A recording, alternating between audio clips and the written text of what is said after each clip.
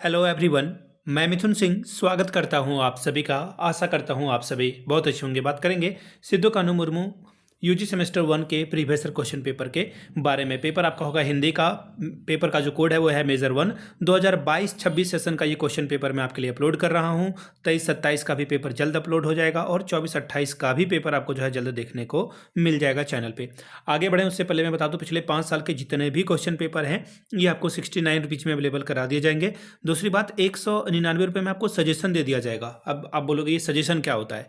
Suggestion यानी कि very very important question, ऐसे सवाल जो बार बार एग्जाम में रिपीट होते हैं आपको आंसर के साथ प्रोवाइड कर दिया जाएगा, ताकि आप अगर आपने तैयारी ठीक ढंग से नहीं भी की है तो भी आप एग्जाम में बेहतर ढंग से एग्जाम में परफॉर्मेंस देकर आ सकते हैं, आपकी परीक्षा ठीक ढंग से जाए। और ये सजेशन हम लोग तैयार कैसे करते हैं वो समझ लें आप पहले। सजेशन तैयार करने का सीधा तरीका होता है कि हम लोग पिछले 10 साल के क्वेश्चन पेपर को ध्यान में रखते हैं कि किस तरह का पेपर सिद्धू कानून में पूछा जाता है।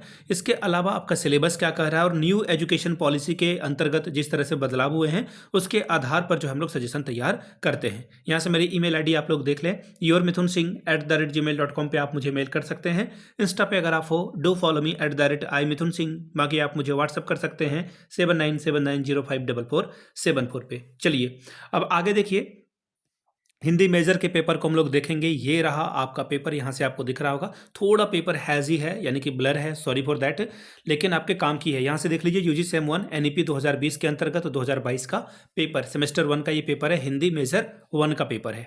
3 घंटे का वक्त मिलता है। 3 घंटे में 75 में से 30 लाओगे तो ही आप पास करोगे। हालांकि 24-28 आपसे पहले वाले जो सीनियर वाले बच्चे हैं उसमें रिजल्ट 49% आया था, यानी कि 100 में से 51 बच्चे फेल कर गए थे।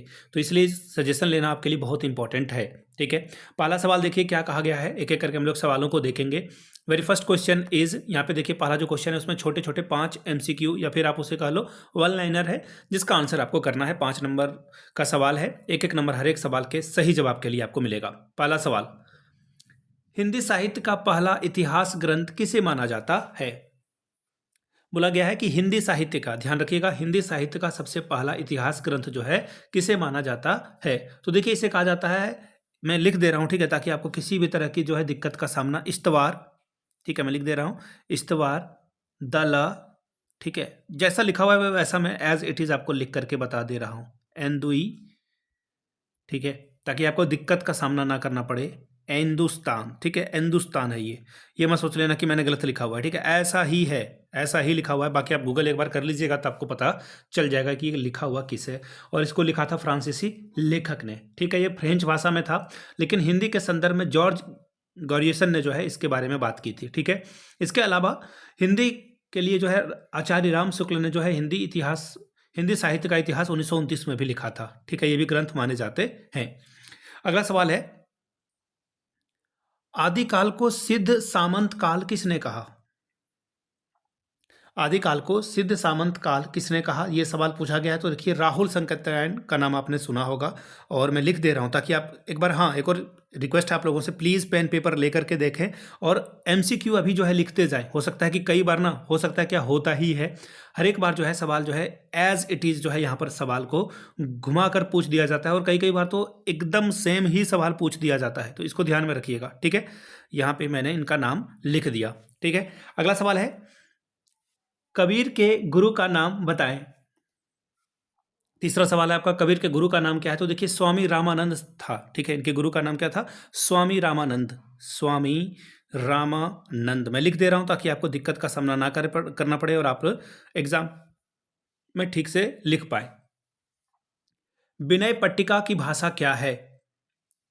ठीक है, विनय पट्टिका एक पत्रिका थी या ब्रज भाषा है। इसे किसने लिखा है? आपसे ये भाषा क्या है ये आपसे पूछा गया है। तो देखिए जो तुलसीदास जी थे उन्होंने इसको जो है सरल और आसान तरीके से जो है इसका इस्तेमाल किया था। याद रखिएगा, विनय पट्टिका की भाषा क्या है? तो आपको लिखना होगा ब्रज भाषा, ठीक है। विनय पट्टिका की भाषा कौन सी थी? तो याद रखिएगा ब्रज भाषा इसका आंसर हो जाएगा। ये रहा आपका आंसर, ठीक है। सर हवा, सर हवा नहीं है एक्चुअली, सर हपा कौन थे? सर हपा कौन थे, ये सवाल पूछा गया है आपसे। सर हपा के बारे में अगर आप जानना चाहते हैं तो देखिए ये बहुत ही सिद्ध पुरुष में से, पुराने कवि में से जो है इनको माना जाता है। ठीक है, अगर मैं बात करूं डेट की तो 8वीं सेंचुरी में जो है इनके बारे में आपको देखने को मिलेगा, यानी कि हिंदी में बोल दो तो 8वीं सदी में जो है इनके बारे में, और इनको प्रथम कवि माना जाता है।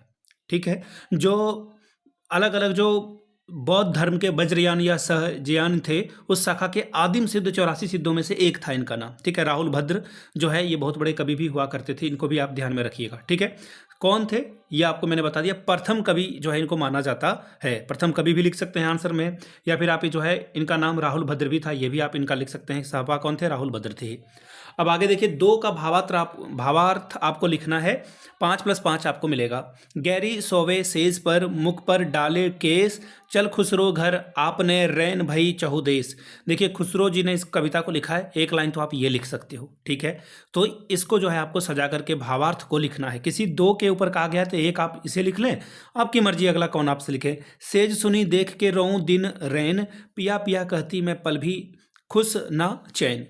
चलिए अगला है, राजा सगुन समाहो होवे ध्रुव नरसिंह दहार, मिग दखिन खिनी खिनी चरहु चरही ना समरवारी। तो ये तीसरा सवाल है। इन 3 में से कोई किसी 2 का आपको आंसर करना था, भावार्थ लिखना था। तीसरा सवाल देखिए, निम्नलिखित में से किन्हीं 4 सवालों के जवाब दें, 15 चौके 60 नंबर आपको यहाँ से मिलेगा। पहला सवाल है, कबीरदास का जो है कवि परिचय दीजिए। अगला है, सूरदास की भक्ति भावना पर प्रकाश डालिए। ठीक है जी। अगला है, विद्यापति के व्यक्तित्व एवं कृतित्व पर प्रकाश डालिए। क्वेश्चन नंबर चौथा, भक्ति काव्य के प्रेरणा स्रोतों पर प्रकाश डालें। 5वां सवाल है, नाथ साहित्य का परिचय दे।